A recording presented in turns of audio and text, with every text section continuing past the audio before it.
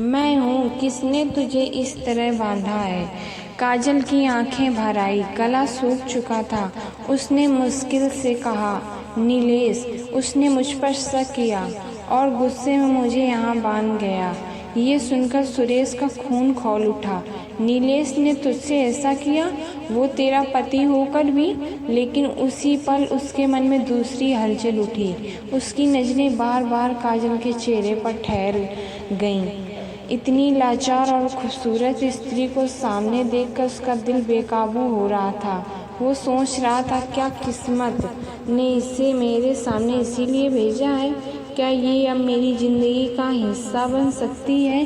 पर उसके भीतर का दूसरा हिस्सा कह रहा था, नहीं सुरेश, ये किसी और की पत्नी है, तुझे बस इंसानियत निभानी है। काजल ने हाथों के जख्म देखे और कराह उठी। सुरेश ने उसके हाथों की रस्सी खोली और शाल उड़ा दी। तू अब अकेली नहीं है, मैं हूँ। काजल की आंखें भर आई। घर? मैं अब उस घर नहीं लौट सकती। उसने मेरे साथ विश्वासघात किया है, मुझे अपमानित किया है। सुरेश चौंक गया। तो कहाँ जाएगी? मुझे नहीं पता, लेकिन प्लीज़ मुझे किसी के हवाले मत करना। रात और गहरी होती जा रही थी। दूर से कुत्तों की आवाज़ें आ रही थी। अचानक लालटेन की हल्की रोशनी और पैरों की आहट सुनाई दी। गांव के कुछ लोग उसी दिशा से आ रहे थे।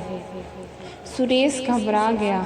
अगर गांव वालों ने हमें साथ देख लिया तो 1000 सवाल करेंगे, तेरी इज्जत पर उंगली उठाएंगे। काजल ने उसका हाथ कसकर पकड़ लिया। तुम वादा करो, मुझे छोड़ोगे नहीं। उसकी कांपती आवाज़ सुनकर सुरेश के दिल को भेद गई। बरगद के नीचे खड़े सुरेश और काजल अभी सोच ही रहे थे कि क्या किया जाए। तभी लालटेन की रोशनी और पास आ गई। 3-4 गांव वाले वहां पहुंच चुके थे। अरे ये क्या हो रहा है? ये तो काजल है और इसके साथ सुरेश। गांव वालों की आवाज़ सुनते ही काजल का चेहरा सफ़ेद पड़ गया। सुरेश ने उसे ढकने के लिए अपनी शाल और कसके उसके कंधों पर डाल दी। गांव वाले आपस में फुसफुसाने लगे। रात के समय यहाँ ये दोनों साथ में क्या कर रहे थे? कहीं ये वही तो नहीं जो हवेली जाती थी? काजल रो पड़ी। नहीं, ऐसा नहीं है, मैं बेहोश हो गई थी। नीलेश मुझे यहाँ बांधा था, लेकिन लोगों को उसकी बात पर भरोसा नहीं हो रहा था। गांव के एक बूढ़े ने कहा, किसी औरत की इज्जत पर इल्ज़ाम लगाना आसान है, पर सच जानना मुश्किल।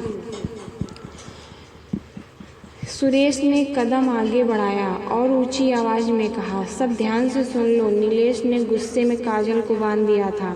मैंने उसे ज़मीन पर बेहोश देखा और पानी डालकर होश में लाया। अगर मैं गलत होता तो उसे बचाने क्यों आता? गांव वाले चुप हो गए, पर शक की लकीरें मिट नहीं रही। इसी बीच शोर सुनकर नीलेश भी वहां आ पहुंचा। जैसे ही उसने काजल और सुरेश को साथ देखा, उसका खून खौल गया। मैंने कहा था ना, ये औरत हवेली जाती है, और आज देख लो, रात के अंधेरे में सुरेश के साथ है। उसकी बात गांव वालों के दिल में आग लगाने लगी। कुछ ने तो हाँ में हाँ भी मिलाई। काजल जमीन पर बैठ गई और रोते हुए बोली, मैंने कुछ गलत नहीं किया, उसने मुझे ज़बरदस्ती बांधा था। पंचायत का ऐलान। बरगद के पेड़ तले जो हंगामा हुआ था, उसके बाद गांव के चौधरी ने पंचायत बुलाने का ऐलान कर दिया। कल सुबह चौपाल पर सब आएंगे। काजल और नीलेश का मामला वहीं तय होगा। सच छिपेगा या नहीं। उस रात काजल और सुरेश दोनों सो नहीं पाए। सुरेश करवटें बदलता रहा। मैंने तो बस इंसानियत निभाई, पर अगर लोग गलत समझ बैठे तो? अगर पंचायत ने मुझे दोषी ठहरा दिया तो? उधर काजल भी बेचैन थी, लेकिन उसके मन में कुछ और ही चल रहा था। सच ये था, काजल हवेली सचमुच जाती थी। हवेली का मालिक उसे चोरी छुपे मिलता था। उसकी चकाचौंध सोने चांदी की चमक और दबी छुपी ख्वाहिशों ने काजल को बहका दिया था।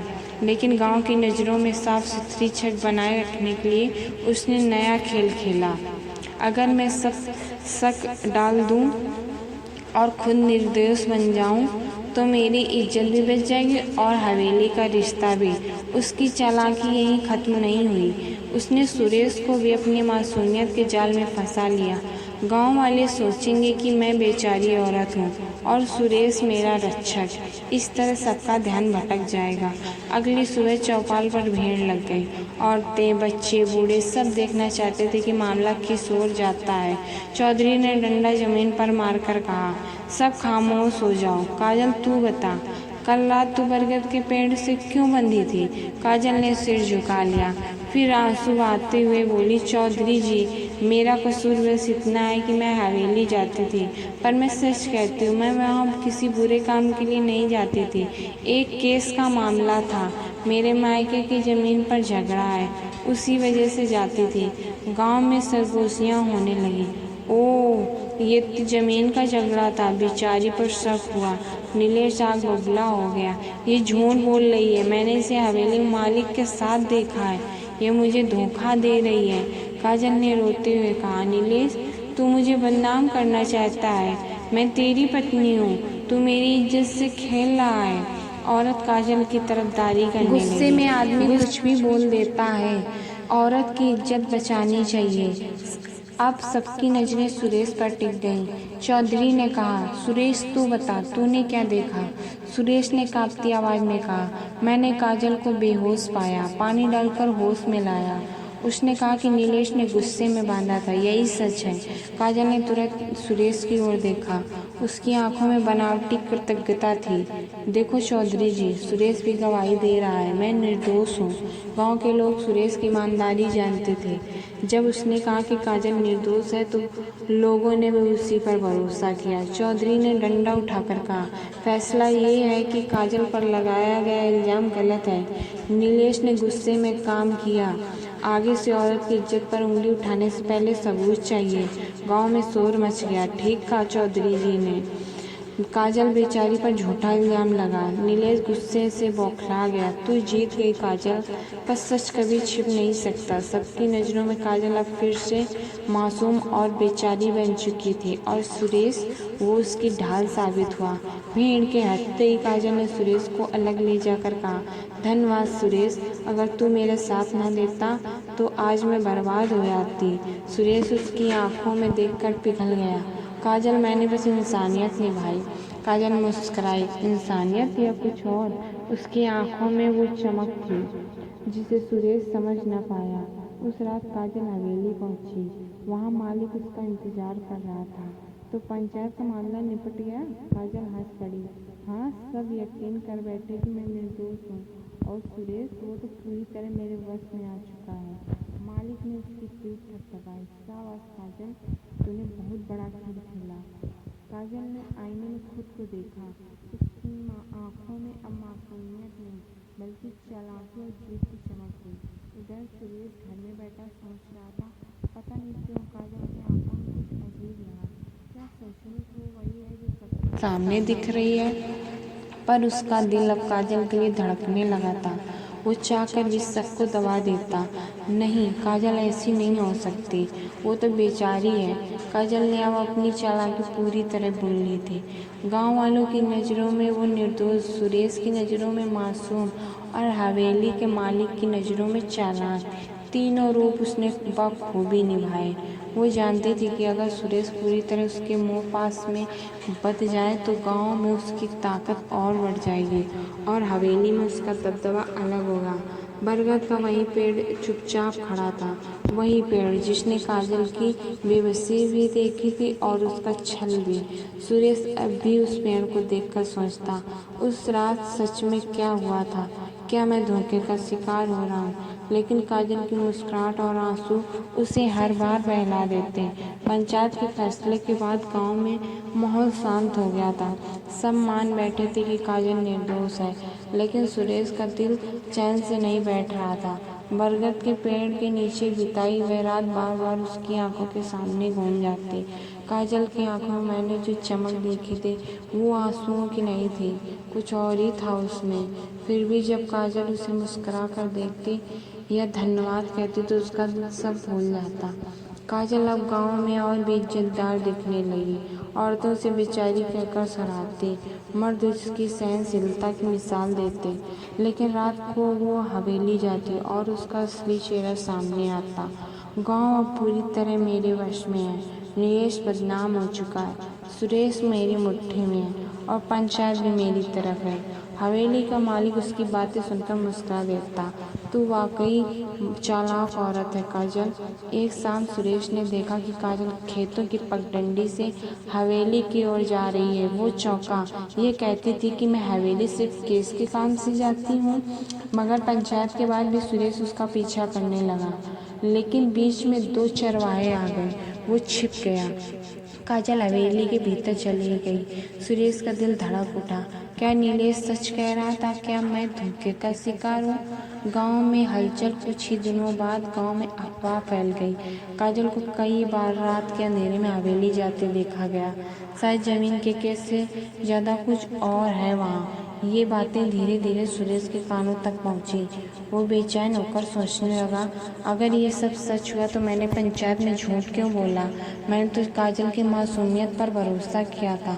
काजल ने ये अफवाहें भी भांप ली। उसने तुरंत सुरेश से मिलकर आंसुओं का सहारा लिया। सुरेश, लोग मुझे बदनाम कर रहे हैं। तू ही है जो मेरे सच को जानता है।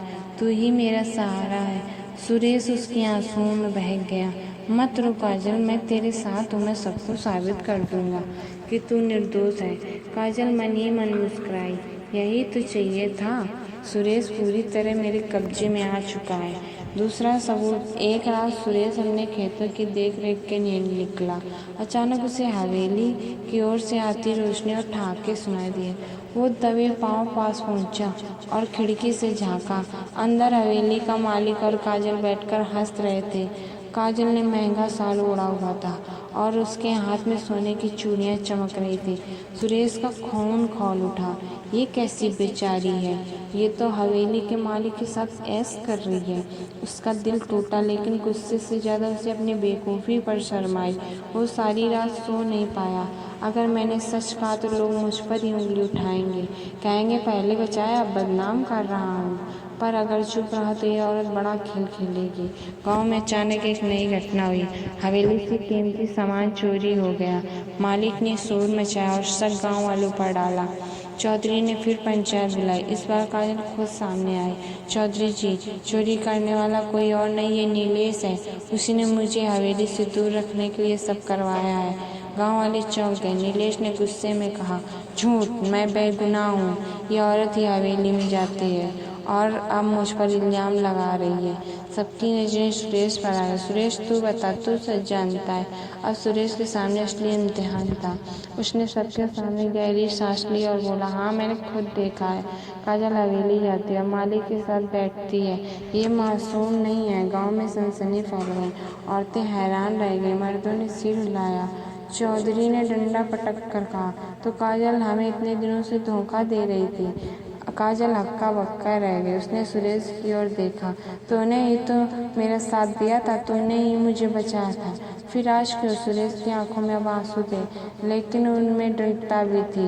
हाँ काजल, मैंने तेरा साथ दिया क्योंकि मैंने तुझे मासूम समझा, लेकिन अब मैं तेरी चालाकी देख चुका हूँ। सच को छिपा कर रखना भी गुनाह है। पंचायत ने कड़ा फैसला सुनाया। काजल ने गांव की इज्जत से खिलवाड़ किया। इसे हवेली के मालिक के साथ मिलकर धोखेबाजी करने की सजा दी जाएगी।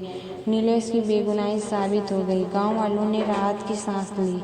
बरगद का वही पेड़ आज गवाह था जहां कभी काजल बेहोश पड़ी थी और सुरेश ने उसे बचाया था। वही आज सच का पर्दा उठ चुका था। सुरेश ने आसमान की ओर देखा और मन ही मन कहा, कभी कभी धोखा इतनी खूबसूरती से छिपा होता है कि इंसान पहचान ही नहीं पाता है। पर सच देर से ही सही सामने आता जरूर है। काजल की मुस्कुराहट अब खत्म हो चुकी थी और सुरेश के दिल का बोझ भी। पंचायत के फैसले के बाद चौपाल पर गहरी खामोशी छा गई। सबकी निगाहें काजल और हवेली के मालिक पर टिक गईं। चौधरी ने डंडा जमीन पर पटका। काजल और हवेली के मालिक दोनों दोषी हैं। गांव की इज्जत से खेला है इन्होंने। ऐसे लोग अगर खुले छोड़ दिए जाएं तो औरत मर्द कोई सुरक्षित नहीं रहेगा। गांव की औरतों ने आपस में फुसफुसाना शुरू किया। इसे तो कड़ी सजा मिलनी चाहिए। हमारी बेटियां भी तो हैं। सबसे पहले हवेली के मालिक पर फैसला हुआ। इसे अपनी दौलत और ताकत का नाजायज इस्तेमाल किया है। अब इसे पंचायत में जुर्माना देना होगा। पूरी हवेली की आधी ज़मीन गांव की पंचायत के नाम की जाएगी और आने वाले साल भर तक ये गांव छोड़कर बाहर रहेगा। मालिक का चेहरा उतर गया। चौधरी जी, ये अन्याय है। चौधरी ने सख्ती से कहा, अन्याय तूने किया है, सजा पंचायत दे रही है। अब सबकी नज़रें काजल पर थी। उसकी आंखों में आंसू थे, मगर अब किसी को उस पर तरस नहीं आ रहा था। चौधरी ने कहा, काजल ने पति का विश्वास तोड़ा, गांव को धोखा दिया और सुरेश जैसे सच्चे आदमी को फंसाने की कोशिश की। पंचायत का फैसला है कि अगले 3 महीने तक ये गांव की सेवा करेगी। कुएं से पानी भरना, मंदिर की सफाई और औरतों की मदद करना, ये सब इसके जिम्मे होगा। गांव वालों ने सिर हिलाकर फैसला मंजूर किया। चौधरी नीलेश को आगे बुलाकर कहा, तू बेगुनाह, तुझ पर झूठा इल्जाम लगा था। अब गांव तेरी इज्जत लौटाता है। गांव वालों ने नीलेश के पेट थपथपाए। उसके चेहरे पर सालों बाद सुकून की झलक थी। सुरेश चुपचाप खड़ा था। उसका दिल अब भी भारी था, मगर उसे राहत थी कि सच सामने आ चुका था। काजल ने उसकी ओर देखा, जैसे कहना चाह रही हो, मुझे माफ़ कर दे। सुरेश ने निगाह फेर ली। माफ़ी वहाँ दी जाती जहाँ गलती हो। यहाँ तो धोखा था। बरगद का पेड़ जिसने इस पूरे खेल को देखा था, आज भी खामोश खड़ा था, पर अब उस पर बेबसी का बोझ नहीं, बल्कि सच और इंसाफ की गवाही दर्ज थी। काजल धीरे धीरे गांव की औरतों के बीच सिर झुकाए काम करने लगी। हवेली का मालिक गांव छोड़कर चला गया। सुरेश, उसने मन ही मन ठान लिया, अब से कभी आंख बंद करके किसी पर भरोसा नहीं करूँगा। सच की राह मुश्किल होती है, मगर वही इंसाफ दिलाती है। गांव के लोग अब अक्सर कहते हैं, धोखा चाहे कितना भी गहरा क्यों ना हो, सच की रोशनी उसे मिटा ही देती है।